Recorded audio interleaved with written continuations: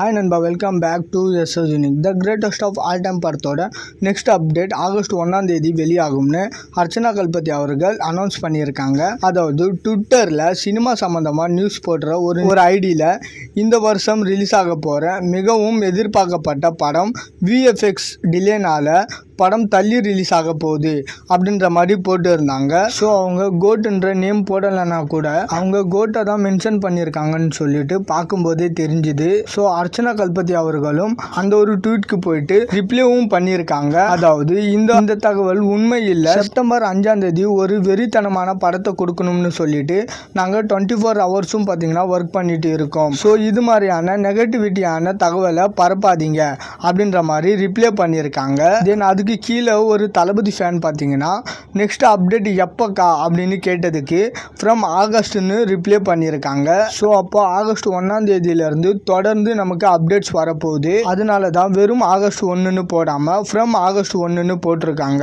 So August 1 சம்பவம் ஆரம்பம் and release டேட்டை பற்றி ஒரு ரூமர்ஸையும் கிளாரிஃபிகேஷன் பண்ணியிருக்காங்க. படம் கன்ஃபார்மாக செப்டம்பர் 5 ரிலீஸ் ஆக போகுது. படம் ஃபுல்லாகவே விஎஃப்எக்ஸ் நிறையா இருக்கிறதுனால அதெல்லாம் முடிஞ்சு கரெக்டாக படம் செப்டம்பர் 5 வெளியாகுமான்னு ஒரு சின்ன கேள்விக்குறி இருந்துச்சு.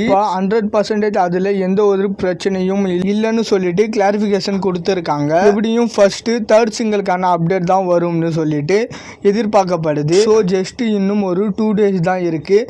என்ன அப்டேட்னு சொல்லிட்டு வெயிட் பண்ணி பார்க்கலாம். அண்ட் இந்த மாதிரி தளபதி பற்றின அப்டேட் தெரிஞ்சுக்க மறக்காமல் எஸ்எஸ் யூனிக் சேனலை சப்ஸ்கிரைப் பண்ணி சப்போர்ட் பண்ணுங்கள். இதோட வீடியோ முடிச்சுக்கிறேன். ஓகே, பாய்.